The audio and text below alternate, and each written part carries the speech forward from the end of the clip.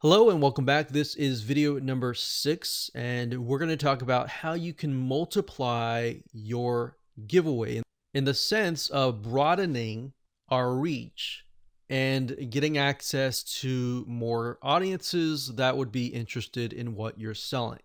So you really have to think a little bit for this one because you really need to know what you're selling. So let's start off where we left off in the previous video with the Calypso lemonade. So as we talked about in the previous video, this particular one sells lemonade. So we have to think, okay, what other audiences are interested in lemonade? So we can think of people who go out on the beaches, they're thirsty, they're looking for lemonade to drink. So in that case, what we could do is we could begin to look for beaches in certain areas that sell Calypso lemonade. So if we happen to find a beach, we could do hashtag beach, that particular beach. If we find out that maybe there's a Calypso lemonade store in a specific city, we could hashtag that specific city or location or wherever. So that's what happens here is you're not just targeting that particular your followers, you're also targeting people who are going to want your product, if that makes sense. So you really have to think on this one, and you have to think carefully because it requires you to think about where your audiences are located.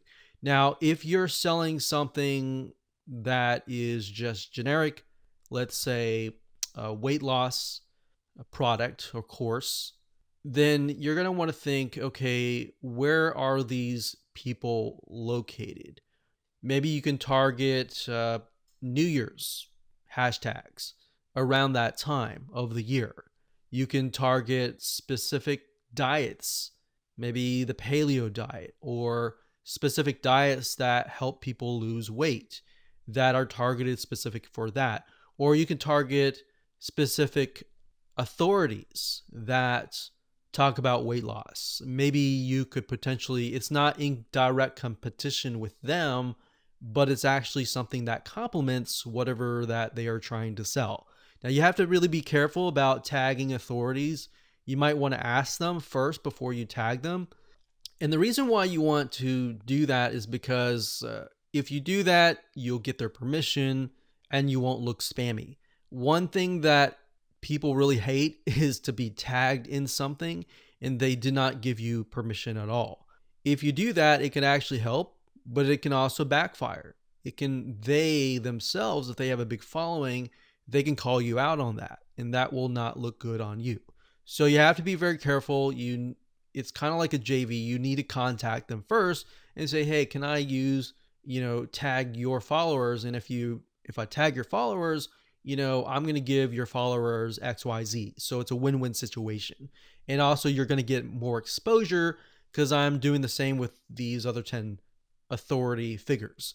So in turn, you'll get more exposure. I'll be happy to promote your product and vice versa. So it's kind of like you scratch my back, I'll scratch your back kind of thing. But you want to make sure that it is targeted, that it is not some random Amazon card, but it's actually something that your followers are going to be interested in and their followers are going to be interested in vice versa.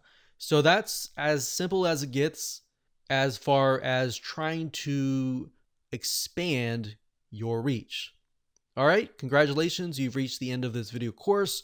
Make sure that you watch it again if you want to recap and try to implement it, but don't sit on this. Implement this and start building your Twitter following.